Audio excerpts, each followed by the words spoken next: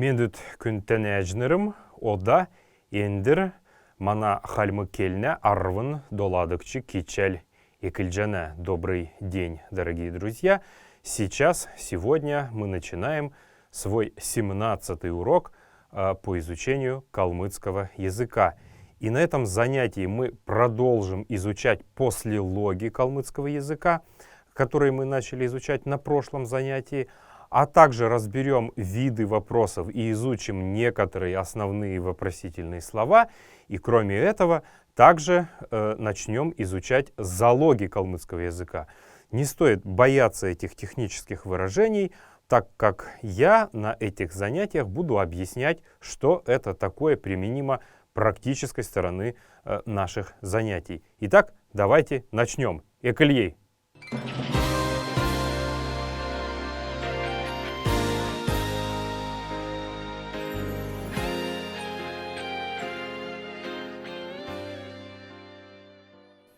Итак, изучим некоторые послелоги калмыцкого языка. Дир, дир, дир. Давайте все вместе будем повторять эти слова. Дир — это сверху, наверху, на, или иногда еще используется в значении в. Дир — это значит сверху, наверху, на или редко в. Дора. Дора, дора или дор. Это будет снизу, внизу, вниз. Дора или дор. Дора или дор. Дора, дор. Хаджуд. Хаджуд. Хаджуд. Это значит сбоку или рядом. Хаджуд. Сбоку или рядом. Ну вот рядом со мной, не выходя за пределы, где-то вот в пределах досягаемости моей. Хаджуд, хаджуд, хаджуд. Следующее послелог это ыр, ыр, ыр. Кстати, сказать слово ырет, айрат, вполне возможно по одной из самых распространенных версий, как раз таки значит ыр, то есть ближний, близко, союзник. Ыр это можно перевести как рядом. Ыр, ыр, ыр. Вместе давайте повторять это. Следующее слово. Дотр, дотр, дотр. Внутри, внутрь, где-то вот в каком-то закрытом, может быть, помещении, либо среди чего-то большого количества. Например, эмтне дотр. Это среди людей, внутри людей, так скажем. Внутри. Дотр, дотр, дотр. Следующее слово это өмне, өмне, өмне. Өмне значит впереди, спереди, прежде, ну вот где-то спереди от человека. И следующее слово это ard, ard, ard. Сзади, значит, или с севера можно еще сказать. Ard, так как юрта калмыков всегда была ориентирована на юг дверью, то ard за юртой, сзади, имело значение северной стороны. Поэтому слово ard это с севера или сзади. Вот так будет переводиться. Итак, давайте еще раз повторим. Дер сверху, вверху, на. Дора или дор. Это значит внизу, снизу. Хаджуд рядом со мною, сбоку. Ыр вообще просто рядом. Дотр внутри, в где-то. Өмн впереди, спереди. Ard сзади. И рассмотрим некоторые примеры. Герин ора. Ора это у нас крыша будет. Герин ора это крыша дома. Герин ора дир. Герин орадир. На крыше дома мы будем это переводить. Шовун суна. Вы понимаете уже, о чем идет речь. Шовун это у нас птица, суна это сидит. Герин орадир, шовун суна. Давайте все вместе еще раз повторим эти выражения, для того, чтобы наш язык привыкал к произношению звуков калмыцкого языка. Герин орадир, шовун суна. Герин орадир, шовун суна. Герин орадир, шовун суна. Давайте будем ускоряться в произношении наших примеров для того, чтобы мы уже в живом потоке речи осознавали все то, что мы говорим. Герин орадире шовун суна, значит, на крыше дома сидит птица. Кölь дор. Кölь — это у нас ноги, как мы помним, не кölе, еще раз повторюсь, а кölь — правильная орфоэпическая норма произношения этого слова. Кölь дор халяджи йовы. Кölь дор халяджи йовы. Кölь дор халяджи йовы. Кölь дор халяджи йовы. Это значит, идя, смотри под ноги. Идя, смотри под ноги. Кölь дор халяджи йовы. Мини хаджуд. Мини хаджуд. Рядом со мною будет так переводиться. Это мини хаджуд. И к большое ноха собака. Бяна есть. То есть рядом со мною есть большая собака. Или сидит большая собака, или вообще она имеет место быть, присутствует. Мини хаджуды и к ноха бяна. Мини хаджуды и к ноха бяна. Мини хаджуды и к ноха бяна. Следующий пример. Мини-ыр. Мини-ыр. Мини-ыр. Рядом со мной. Йов. Мини-ыр йов. Иди рядом со мной. Так будет переводиться. Все эти фразы мы уже хорошо с вами изучили и знаем. Все, что непонятно, я объясняю, как, например, со словом «ора» — крыша. Мы это слово не изучали. Следующий пример — это гердотр. Гердотр. Внутрь дома.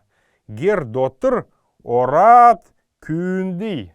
Гердотр орат кюнди или гердотр орат кюндия, в зависимости от диалекта. Но литературная норма кюнди, поэтому или кюндье даже.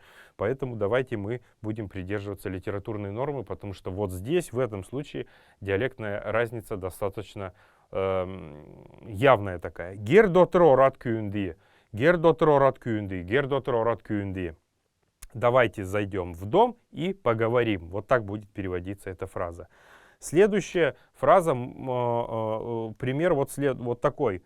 Эмным, эмным, эмным, эмн — это, как мы помним, впереди, спереди. Эмным — это спереди меня, или мини-эмн, можно еще сказать. Я специально привел этот пример для того, чтобы, во-первых, не повторять вот эти вот постоянные мини-мини-мини, но для того, чтобы вы еще и вспомнили вот эту вот притяжательную частицу, которая имеет значение мой, моя, мое. Эмн впереди меня будет вот так переводиться. Хойр кюн зохщана. Хойр кюн зохщана. Эмн хойр кюн зохщана. Спереди меня стоят два человека. Если мы, к примеру, стоим с вами в очереди и ждем чего-то, и у нас спрашивают, кеду кюн бене, сколько человек впереди тебя? И мы отвечаем, мини эмн хойер дервун тавун арвун хойер арвун зурган дёчин и так далее. Эмн хойер кюн зохщана, это значит, впереди меня стоят два человека. И еще один пример. Герин арде, уже со словом арды, то есть сзади. Герин арды машиган тевчклев. Герин арды машиган тевчклев. Как мы помним, машин — это машина, машиган — это значит свою машину, поэтому герин арды сзади дома, машиган — свою машину тевчклев, поставил. На русский это мы будем переводить задом наоборот.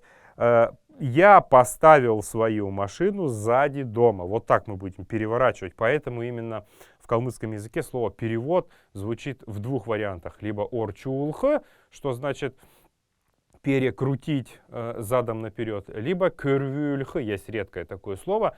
Оно в основном используется в письменных текстах. И в частности, вот среди молитв Мацактей Мкчут у нас есть такая группа, которые держат пост, читают молитвы. И вот у них во многих молитвах, если вы откроете сборник «Икидуицин Маскин Мюргюлинном», то вы там увидите, что в некоторых текстах есть такой «мномин кырвюльгн». Кырвюльха — это значит переворачивать. Поэтому, когда мы переводим с калмыцкого на какой-то другой язык или с какого-то другого языка на калмыцкий, то мы строй-предложение меняем, то есть переворачиваем. А это значит кырвюльха. Ерин арды машиган тевчклав будет значит «я поставил свою машину сзади дома». обратный перевод. Вот такие основные послелоги есть в калмыцком языке.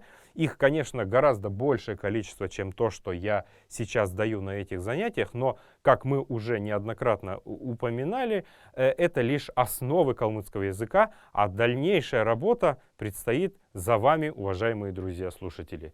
Поэтому основные послелоги, которые необходимо было изучить, мы с вами сейчас кратко рассмотрели.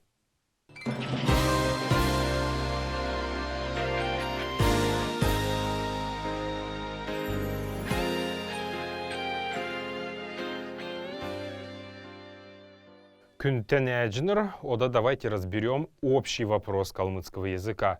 Вообще следовало, что касается вопросов, то следовало бы, наверное, начать о них говорить в самом начале, но не имея достаточного знания правил грамматики, я не стал давать их в самом начале, а дал уже под самый конец наших занятий. Итак, в калмыцком языке существует несколько видов вопроса, и главным из них является общий вопрос, который требует отрицательного или положительного ответа, очень простого отрицательного или положительного ответа.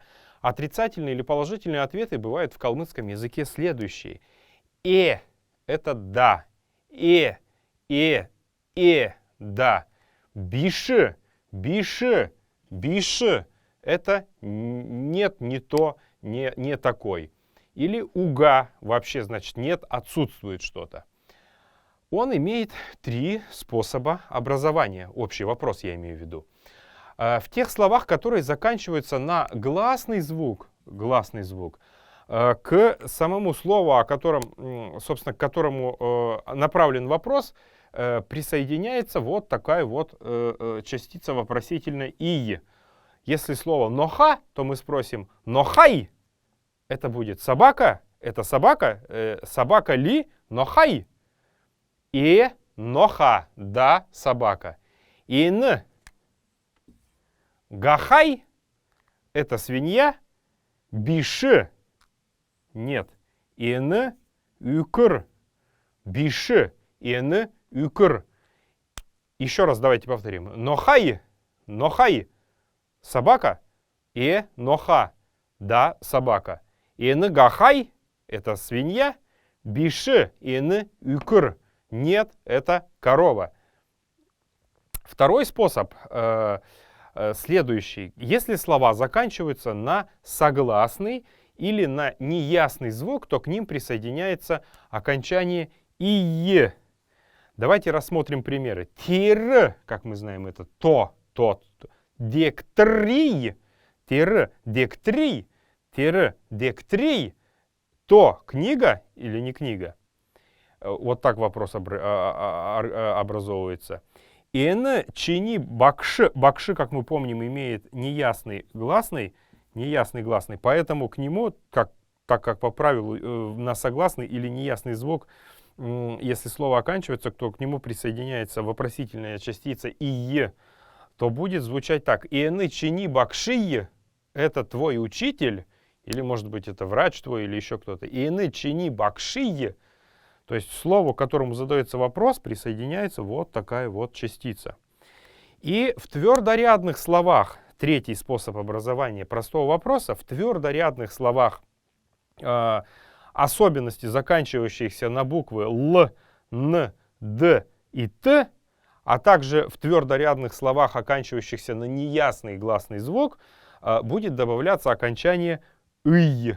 «Ый». Не «ий», а «ый» уже. Это третий способ образования простого общего вопроса. Ин сандал. Сандал мы помним, да?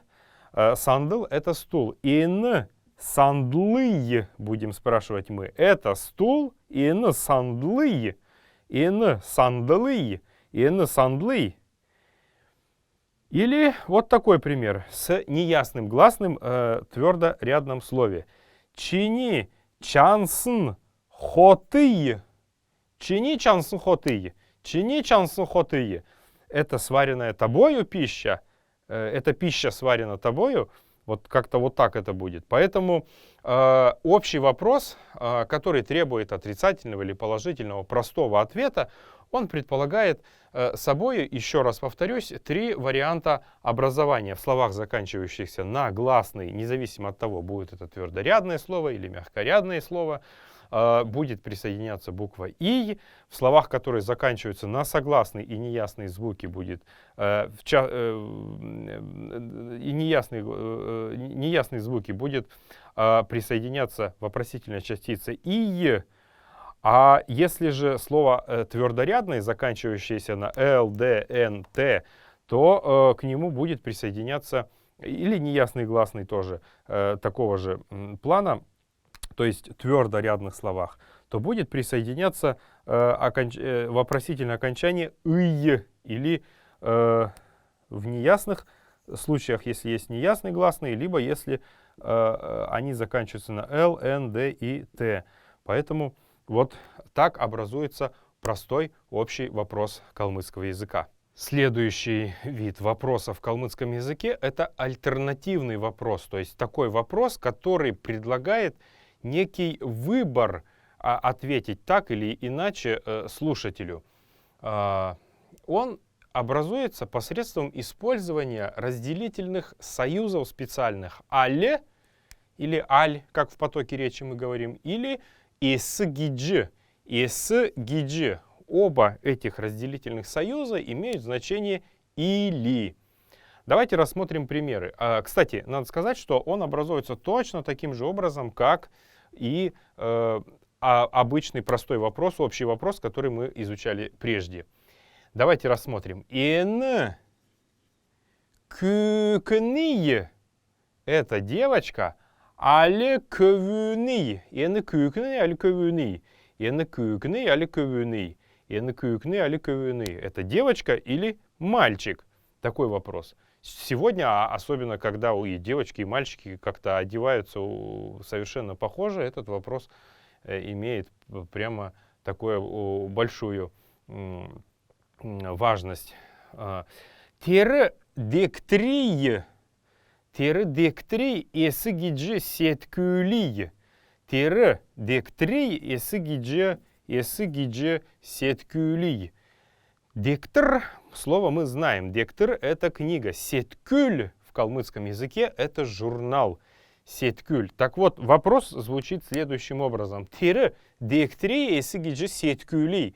Это книга, книга или журнал. То книга или журнал. Эне кюкни аль кювни.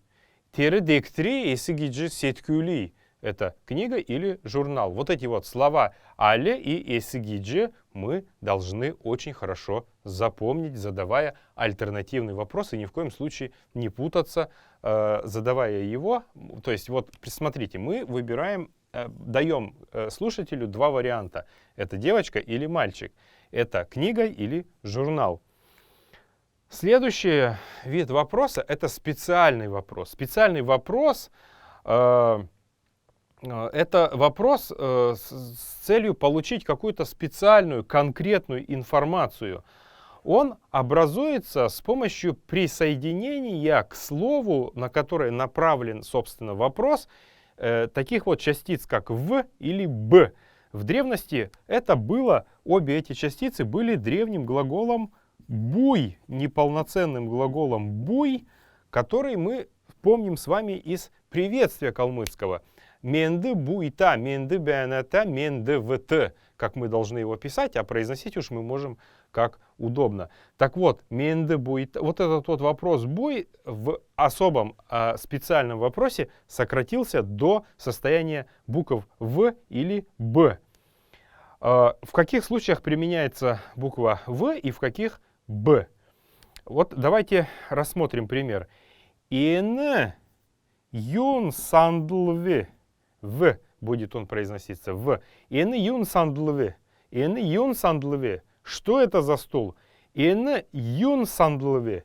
«Ин юн сандлви». Это что за стул? Или что это за стул? Или такой пример. «Тире ямаран бакшве». «Тире ямаран бакшве». В старину, в древности это звучало так. «Ин юн сандл буй». «Тире ямаран бакши буй». Ну, так как буй мы сейчас не произносим, он сократился до просто особого частицы в то «эны юн сандлывы» тире ямаран бакшвы.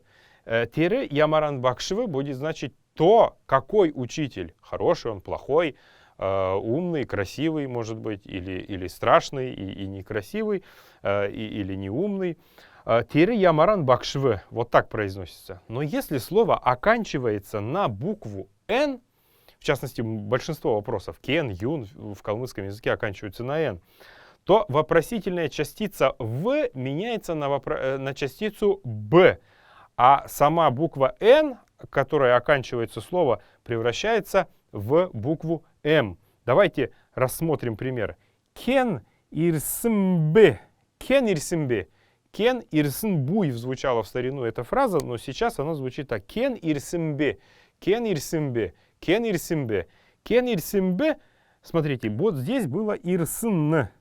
Слово оканчивается на «н», следовательно, буква «в», «ирсымве» не будем же мы говорить, поэтому «кен ирсымбе» «не» превращается в «б», в «м», а вопросительная частица «в» превращается в «б». «Кен ирсымбе», «кен ирсымбе». Кто пришел, кто приехал, кто прибыл, в общем, можно сказать. «Кен ирсымбе».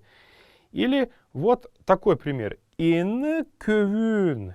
Кембе, кембе, кембе. Вот здесь кен звучал оригинал этого вопросительного слова, конкретно задающееся специальное вопросительное слово кен, и здесь в данном случае. Эны кövün кембе. Вот здесь снова возвращается буква М сюда, согласно вот этому правилу. И к ней добавляется буква Б, некогда бывшего неполноценного глагола буй. «Эны кövün кембе», «эны кövün кембе», «эны кövün кембе». Кто этот парень или кто этот юноша, кто этот мальчик? Так образуются три основных вида вопросов в калмыцком языке. Это следует запомнить, практиковать, и тогда вы сможете задавать любые, даже неудобные вопросы на своем родном языке.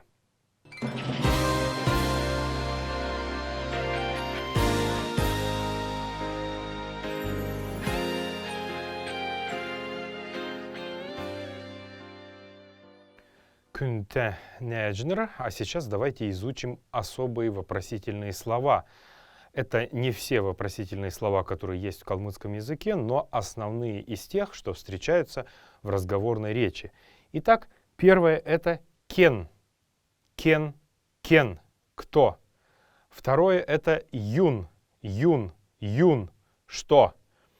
Кен — это в калмыцком языке вопросительное слово, которое используется только для обозначения людей. Кто? А юн — это животные и неодушевленные предметы. Кен — это для людей, еще раз, а юн — это для животных и неодушевленных предметов. Ямаран, ямаран, ямаран, ямаран — это какой, какая, какое, какие и так далее. Все эти слова имеют окончание «н». Соответственно, при образовании специального вопроса это «н» будет переходить в букву «м». Кемби. Кто? Юмби. Что? Ямарамби. Какой, какая, какое, какие. Еще есть одна универсальная частица, универсальное слово в калмыцком языке, которое в русском вообще отсутствует, это «али». «Али» может переводиться как «кто», «аль-кюн», например, «кто», «что за человек» или «какой человек». «Али» — это и «что», «али-юман», «что за штучка такая», «что за предмет», «что за явление». «Али» — это и «кто», и «что», и или «какой», и «какая», «какое», куда, откуда и так далее. Али газра — это значит из какой местности, откуда. А альд — это где или куда. Альдас — откуда, например. Альд — это куда или где. И есть еще один вариант — хама.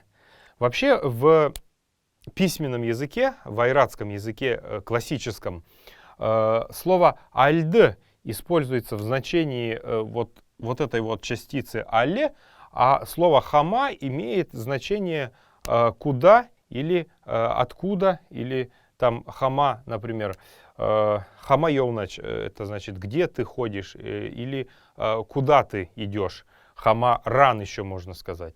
Вот такие вопросительные основные слова существуют в калмыцком языке. Все остальные дополнительные вопросительные слова вы можете сами узнать из различных справочников, из разных изданий или из разговорной речи тех, кто является носителями родного языка.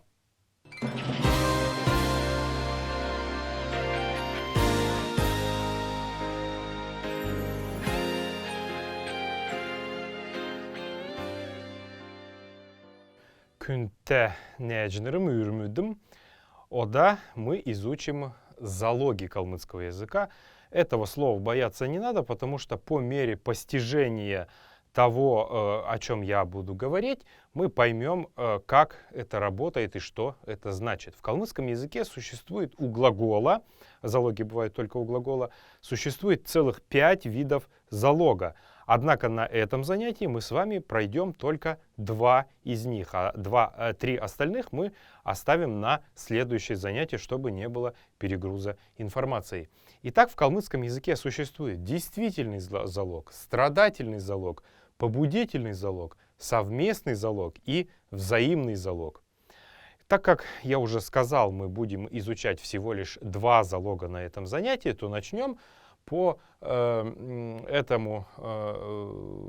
этому списку с действительного залога. Действительный залог не имеет залоговых показателей. Это основы глаголов, например, «ыг» — это как «давать». Если мы «ыкх» скажем, то это будет «давать». «Дул» — как основа глагола. Я только основу выделяю здесь, без всяких окончаний глагольных инфинитива там, или временных каких-то форм, причастных, депричастных форм. «Ыг», «дул», «ыг», давайте мы поотмечаем неясный гласный, «дул» или «халячка», например. Вот эти основы будут являться действительным залогом. Они залоговых показателей не имеют. А вот залоговые показатели имеет страдательный залог калмыцкого языка. Страдательный залог — это действие, которому подвергается предмет со стороны, собственно, производителя определенного действия. И он образуется посредством присоединения суффикса «гд» к первичной основе глагола. Почему к первичной? Я сейчас объясню, что это такое. Давайте рассмотрим примеры и поймем, что же такое страдательный залог в калмыцком языке. Холасы издалека. Холасы. Холы, как мы помним, это далеко. Холасы издалека. Элисты. Элисты.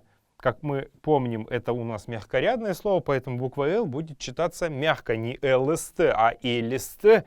«Үзігдіві». «Үзігдіві». «Үзігдіві».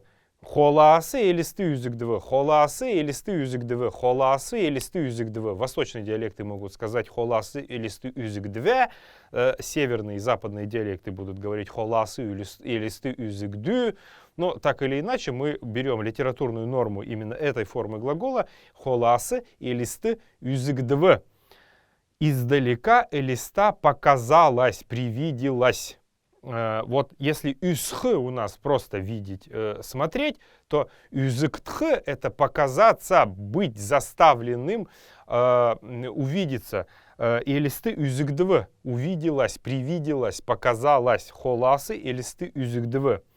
Или такой пример. «Бакшин дун соңсыкджана». Соңсыкджана. Вот видите, вот посредством присоединения суффикса «гд» к первичной основе глагола. Соңсы — это первичная основа глагола. «Гд», вот этот суффикс, будет образовывать здесь сострадательный залог, а «джана» будет суффиксом временной формы. То есть «бакшин дун соңсыкджана» — слышится. Соңсх — это слышать, соңсыктх — это быть услышанным. Соңсыкджана — это слышится. Бакшин дун соңсыкджана. Бакшин дун соңсыкджана. Бакшин дун соңсыкджана. Слышится голос учителя, будет переводиться это. Опять мы видим, что перевод идет у нас с глагола. Слышится голос дун, как звук, речь. Бакшин — это учителя. Бакшин дун сонгсыкджана — слышится голос учителя. Или вот такой пример. Забавный был случай, когда впервые появились мультиварки. Одна моя знакомая старушка увидела эту работу мультиварки, была настолько поражена, потрясена тем, что она увидела, что с криками, когда она открыла, значит, уже готовую пищу, с криками «Хоты! Иврян чанок 2!» с криком «Хоты и Иврян чанок 2!» она с восторгом таким извещала о том, что пища сама приготовилась. Не надо было ходить, помешивать, ничего делать. Хоты — это у нас пища, и Иврян — это сама по себе, сама. И чанх — это у нас основа глагола. Чанктх — это значит свариться, приготовиться.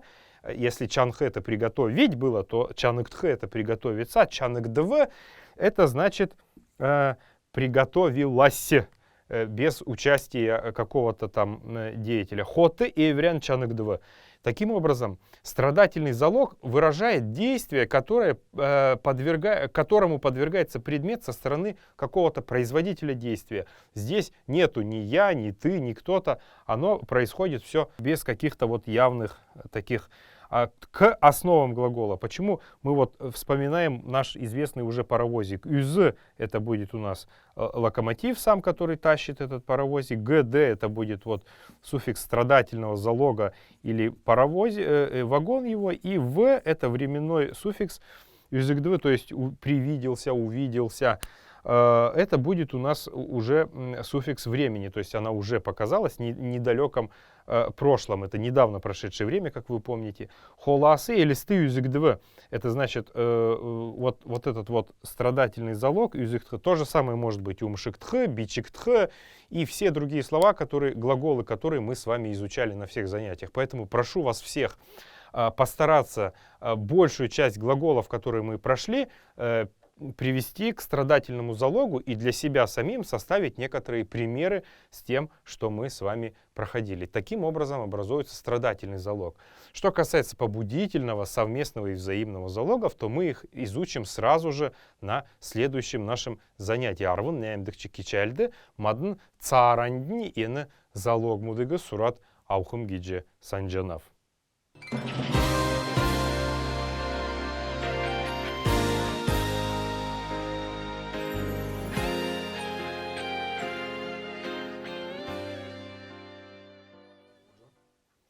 Күнтенәжінір ода тоқтсын ясар, бидні шины үгмүйдігі сурат авый. Дорогие друзья, сейчас по сложившейся традиции давайте выучим некоторые новые слова. Первое слово это зянг. Зянг, зянг. Повторяйте вместе со мной. Зянг, зянг, зянг. Это новость, весть, известие или предложение. К примеру, зянг орулхы значит внести предложение, то есть засватать кого-то. Зянг сонгсхы это значит услышать какую-то новость, весть, известие, какую-то информацию. Зянг это новость, весть, известие или предложение. Предложение не грамматическое, а именно предложение такое, которое мы куда-то можем внести. Например, я вношу предложение о том, чтобы засватать вашу девушку. Зянг — это предложение. Следующее слово — это чимян. Чимян, чимян. Чимян — это известие, некое такое сообщение, информация, некое вот то, что можно услышать. Чингнхы есть такое выражение еще у калмыков. Следующее слово — это Это звук, голос, в общем, какой-то звук, независимо от того, человеческий, или, может быть, ветра, или куста, или еще чего-то, И сразу же выучим такое устойчивое выражение в калмыцком языке чименуга. Чименуга. Чименуга — это значит ни слуху, ни духу. Пропал человек куда-то. Вы можете его использовать в своей разговорной речи. Чименуга. Следующее слово — это слово меден. Меден, меден. Меден — это информация, новость, сообщение, то, что необходимо знать. Меден — это информация, сообщение, некая новость. Следующее слово — это нер. Нер, нер — это, собственно, сон. Если унтхы — это спать, то нер Үсх, например, или нёр-берх, или нёр — это сон у нас будет. Именно сон как то, что заставляет наше тело уснуть. Ну, так как мы выучили слово нёр, то есть нёруга, например, это значит сна нет у меня. Аних, аних, аних. Аних значит закрывать глаза. Именно только для глаз используется это слово. А хаах — это уже закрывать все остальное. Юдхаха, аманхаха и так далее. Это уже закрывать другое. Аних — это непосредственно о глазах, о веках, которые необходимо закрыть. Секх — это открыть. Секх — это открыть. Секх, секх, секх. Однако секх — это просторечное выражение. В классическом красивом калмыцком языке используется еще одно выражение, которое более по своему значению будет выше стоять, нежели секх. Это нех. Нех, нюден нех — это открыть глаза по отношению, так раньше говорили по отношению к, если обычный человек нюден секх говорили, нюден секчене, только открывает глаза, то по отношению к правящей элите, по отношению к духовенству говорили нех. То же самое можно сказать юден нех. Это два равнозначных слова, просто одно высокого стиля, а другое просторечия. Следующее слово, которое важно запомнить, это слово секете. Секете значит открытый или открыто. В магазинах или еще где-то можно написать такие вывески с надписью «секете», что будет значить «открыто». Еще одно важное слово, которое следует запомнить, и самое главное различие между ними, это слово «толх». «Толх». «Толх». «Толх» — это считать. Вот считать нигын, хойр, горвун, дөрвун, тавун, зурган или хойрдыкчы, доладыкчы, нәмдыкчы, или там хойурн, горвулн, дөрвулн, тавулн. Вот это будет толх. Именно считать по количеству, по головам. В последнее время очень часто слышу, как калмыки говорят «бииге тольджанау». Я так считаю. На самом деле это очень грубая русская калька. Считаю толх — это значит 1, 2, 3, нигын, хойр, горун, дөрвун, тавун и так далее. Поэтому толх сказать, конечно, можно, но это будет явно выглядеть как русская калька. Здесь в калмыцком языке есть другое слово. Это слово кирцх. Кирцх — это полагать, думать, считать или что-то взвешивать в уме. Вот такое слово есть. Би игет кирцджанев. Я так полагаю, считаю, я так просчитал, взвесил в своем уме и произношу это. Кирцх — это более правильное выражение, именно если смотреть с позиции калмыцкого языка, а не с позиции русского языка. По-русски я так считаю допустимо как толхов, но в калмыцком языке лучше использовать слово кирцх. Следующее слово — это слово йир. Йир. Можно ставить неясный гласный, а можно не ставить. В тудобичик оно писалось как йирю, поэтому неясный был, но в современном калмыцком уже настолько это слово изменилось, что оно звучит как йир. Это значение имеет оно очень, весьма или вообще. Вот такое значение. Следующее слово — это слово ever. Ever может переводиться как очень сильно. Что-то такое, что прямо сразу цепляет наши какие-то чувства, там, зрительное чувство или внутреннее чувство. Ever в современном калмыцком языке это очень или сильно. Однако в старину словом ever назывался характер человека, характер, который особо запоминался. Может быть, он был слишком вредный, может быть, он был слишком спокойный. Ну вот ever — это был характер. Сегодня оно используется у нас как очень, весьма или там сильно. Еще одно выражение, глагол, который нужно запомнить. Сейчас он стоит в залоге, но этот залог мы пока еще не проходили с вами, но запомнить его нужно. Медюльх. Медюльх. Как мы помним, так как это мягкорядное слово, буква «Л» будет произноситься мягко. И все остальные слова, которые вы читаете мягкорядные, везде вы должны произносить букву «Л» всегда мягко. Не «ЛСТ», не «медюльх», а «медюльх» или «ст» и так далее. Медюльх значит доносить информацию, докладывать, сообщать что-то. Медюльх. Еще одно слово, которое связано со словом нер и аньх, это слово сунях. Сунях значит подтягиваться. Вот вы проснулись утром и решили потянуться, чтобы размять затекшее тело. Вот суняха значит подтягиваться. Следующее слово это слово дахк. Дахк. Когда мы пишем гх, окончание есть, или хх, то вот эта вот последняя буква х в калмыцком языке, я уже говорил, это произносится как к. Поэтому дахк, будем говорить мы его сейчас в современном калмыцком, но записывать как дахх обязательно.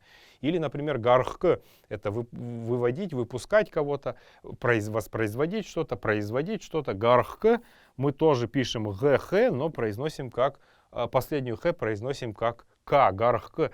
Дахк, дахк значит следовать, идти следом по пути. Например, я говорю намаг дахат гары. Иди следом за мной, выходи следом за мной. Поэтому вот такие слова. Еще несколько слов в качестве бонуса для всех вас.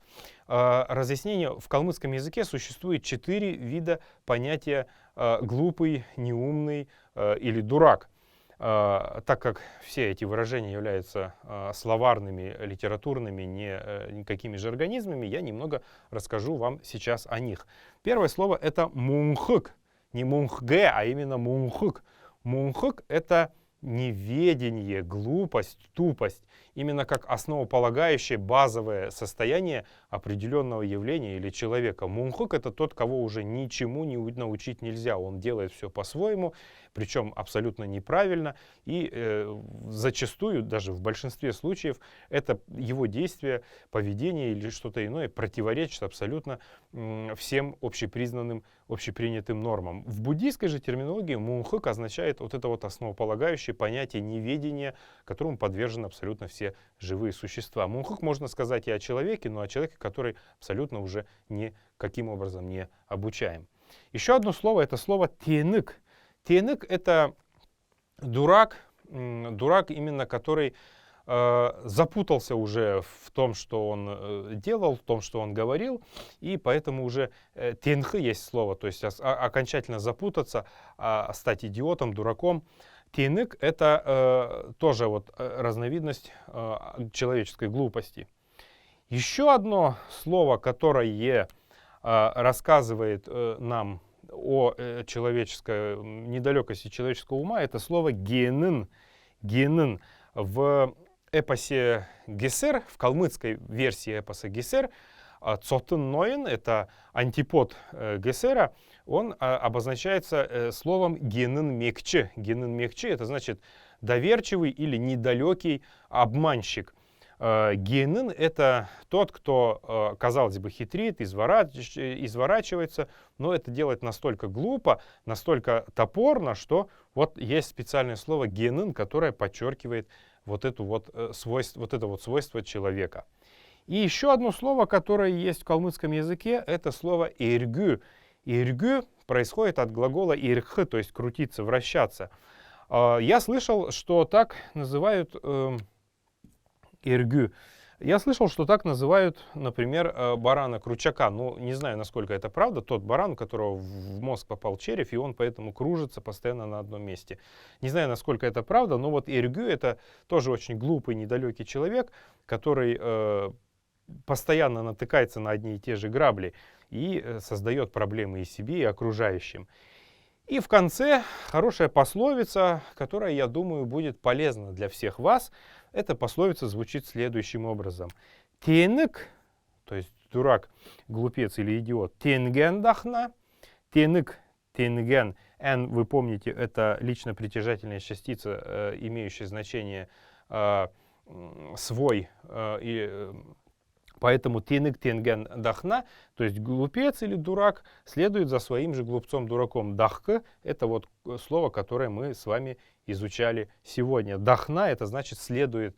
То есть дурак следует за дураком, а тирган, мы это слово тоже изучали с вами. Тирган — это телега, или редко можно сказать машина, тачка в таком жаргонном уже выражении.